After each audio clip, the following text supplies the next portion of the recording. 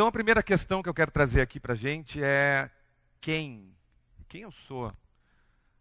Eu confesso que eu levei uns 5, 6 anos com a minha terapeuta para tentar entender quem eu sou. Eu não consegui entender exatamente quem eu sou ainda. Mas, traçando um pouquinho as coisas que eu passei, pianista, eu estudei 7 anos piano clássico, até que um dia eu estava fazendo um concerto, a professora me diz, cara, se errar, tu encerra a obra. Eu estava tocando Beethoven, me esqueci da obra completamente e comecei a improvisar. E aí tomei uma vaia violenta e achei que não era para mim. Comecei a tocar guitarra, foram 12 anos de guitarra, foi interessante, tive algumas bandas, mas também não rolou paixão. Daqui a pouco comecei a trabalhar com estratégia, achei interessante, achei um processo mais bem organizado.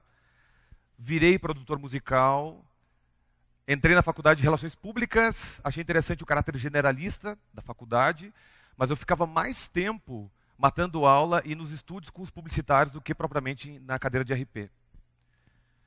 Até que, há 10 anos atrás, eu me tornei... Eu, na verdade, montei uma empresa, acho que é diferente de ser empresário. E hoje eu me considero, se é que dá para dizer isso, um sound thinker. Mas o que é isso? Eu pensei numa derivação, na verdade, de design thinking. Porque eu trabalho há 15 anos com publicidade, fiz muitas trilhas para gente daqui, gente de fora do Brasil também. Mas chega um momento para pessoas inquietas como eu que o ciclo fecha. Tu não quer esquecer essa bagagem. Tu quer aproveitar essa bagagem, mas trazer coisas novas.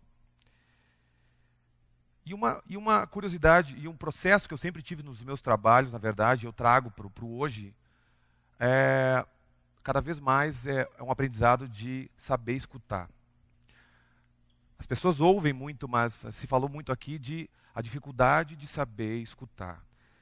Num briefing publicitário, por exemplo, isso é muito recorrente. Mas mesmo nós, nesse dia a dia, acaba passando despercebido a necessidade de entender o que o outro quer.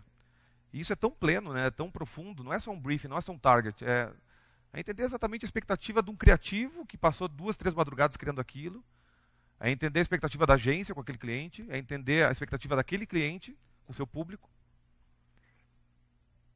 Aí sim, depois que eu entendo para onde eu vou, eu me dedico a criar. Para então eu entender quais pessoas eu preciso, quais disciplinas vão fazer parte desse contexto para eu conseguir entregar algo concreto. E uma coisa que vale muito para mim, hoje cada vez mais, com essa ferramenta de Sound Thinking, é esse viés multidisciplinar. Lidar com antropólogos, com psicólogos, com artesãos, enfim, com a parte de advogados também. A gente fez um projeto agora há pouco também envolvendo advogados, então foi muito interessante a parte de seção de direitos, ou seja, é interessante esse caráter multifacetado. E o que eu faço? Eu saio de um viés de reprodutor musical, reprodutor sonoro, e entro numa esfera de conectar marcas e pessoas através do som, de ideias e experiências sonoras. Mas como é que se faz isso? Como que na prática a gente consegue comprovar que essa ideia de sound thinking, que parece um pouco maluca, na prática ela consegue funcionar? Ano passado, um grande shopping do sul do Brasil me chamou para colocar música no mall. E eu sinceramente perguntei, para quê? Por que vocês querem colocar música no mall? E a minha surpresa é que não sei, não sabiam. Eu não sei por quê. Todas as empresas colocam música no mall e nós queremos colocar música no mall. E eu provoquei eles. Como que a gente pode transcender então esse caráter do consumo e agregar algo de valor para as pessoas através do som? Então, qual foi o processo? Escuta. Eu li um livro, e esse livro me movimentou para o que eu me tornei hoje. Do Murray Schafer, Afinação do Mundo. E ele traz esse conceito de paisagem sonora de uma forma magnífica. Traçando um paralelo, na verdade, entre a evolução dos grandes centros e essa involução sonora. Ou seja, a gente vive cada vez mais no meio ou em torno, né, envolto de ruído. Para vocês terem uma noção, nesse exato momento, desde o início da apresentação, vocês estão escutando uma frequência médio-grave. Levanta a mão quem está prestando atenção nisso agora. Pode parar.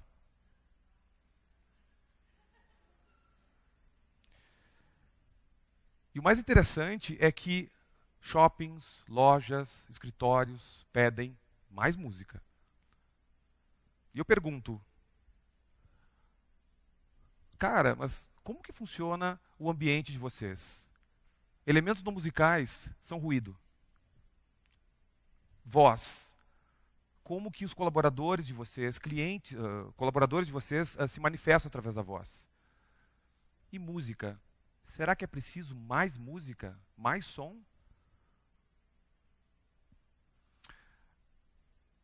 Para apavorar um pouquinho mais vocês, eu quero mostrar a diferença entre uma faixa e outra de ruído. O ruído aqui, na verdade, não cresce 5 decibéis, depois mais 6 decibéis. Ele é exponencial. Então, pode tocar os 60 decibéis para mim, por favor? Ok. Agora, mais ruído um pouquinho. 4 vezes mais. Agora, 10 vezes mais ruído.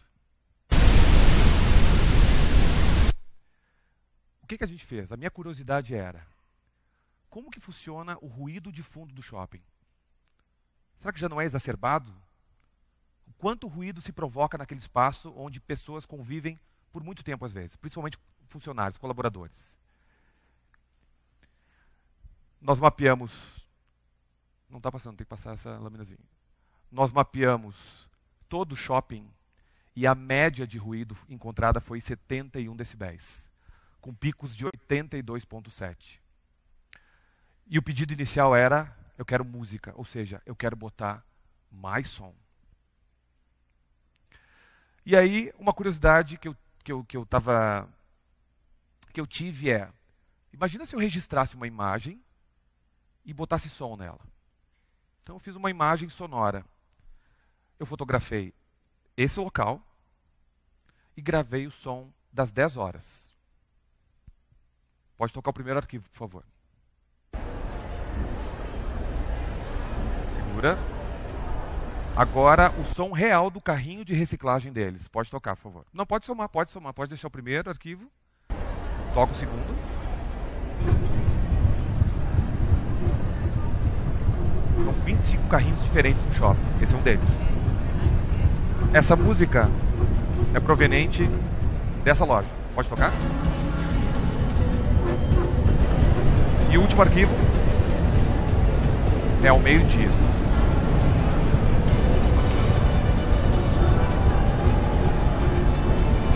Pode voltar.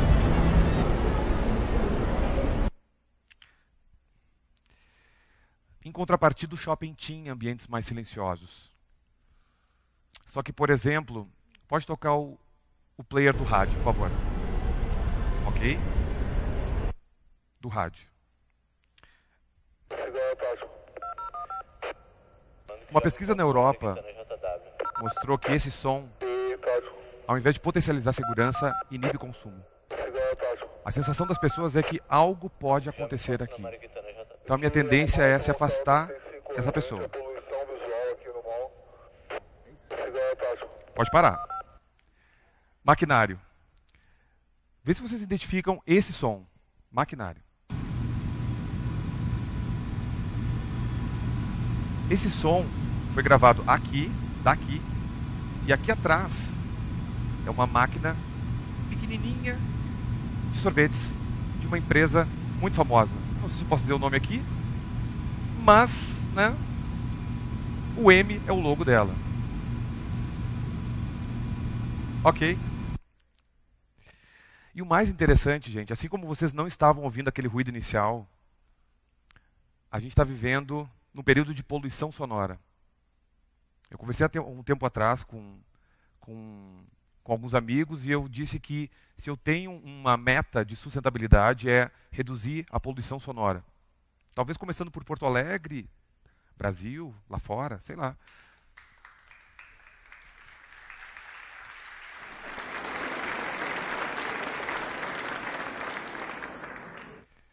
Pode passar aqui, por favor? Não, não de novo, o carrinho não. Outra questão que eu estava preocupado é, num ambiente de tanto ruído, mais do que clientes que frequentam entre 30 minutos até 1 hora, 2 horas, enfim, tem as shoppers e as consumidoras frenéticas, como que colaboradores que trabalham de 6 a 8 horas, às vezes, ininterruptas nesse espaço, são impactados por essa atmosfera ruidosa? É muito interessante porque outros trabalhos que estão acontecendo, os clientes sempre focam em clientes, ou seja, consumidores, shoppers, né? Mais clientes, eu quero mais clientes, ok. Mas como a gente consegue trazer primeiro um bem-estar para os seus colaboradores, para que a partir disso eles reverberem isso para os seus clientes? E isso foi o mais interessante do projeto. Nós entrevistamos com uma fonoaudióloga todos os colaboradores que têm contato com os clientes. E eu tive uma curiosidade. Eu peguei um mapa de ruído e pedi um mapa de localização de colaboradores fixos, quiosques de estacionamento. Eu peguei essas informações e cruzei. Quando eu cruzei, eu me dei conta que essas pessoas estavam quase que exatamente embaixo de zonas ruidosas. Conversando com elas, e é muito interessante a disparidade que existe entre os manuais e o que acontece na prática. Nós somos pessoas. Então, na prática, às vezes o manual não acontece de fato. Eu estou no meio de um processo ruidoso e eu tenho que me comunicar com o cliente. Como é que eu faço?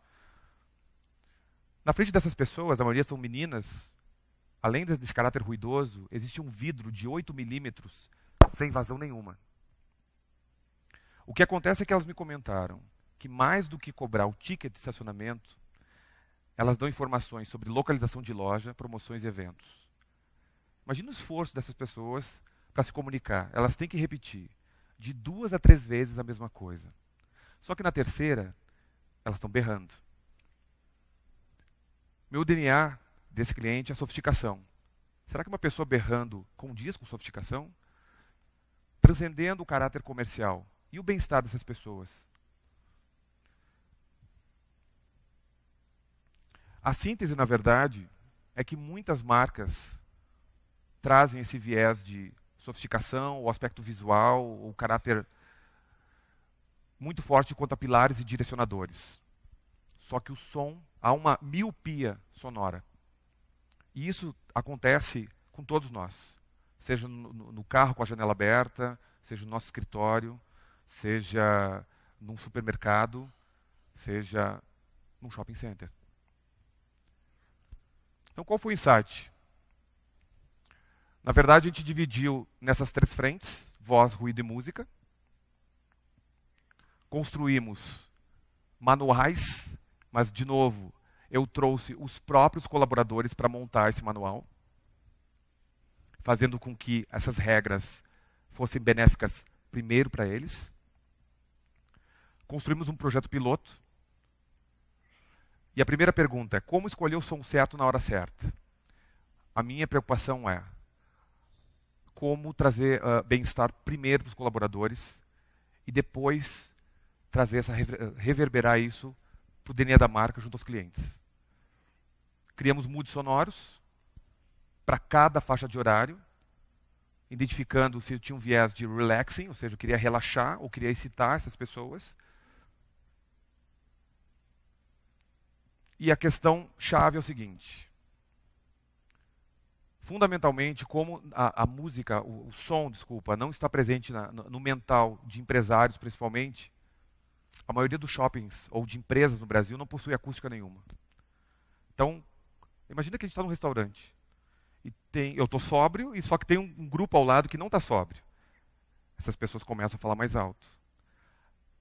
Automaticamente, para eu me tornar mais inteligível com a pessoa que eu estou conversando, eu vou elevar o meu tom de voz.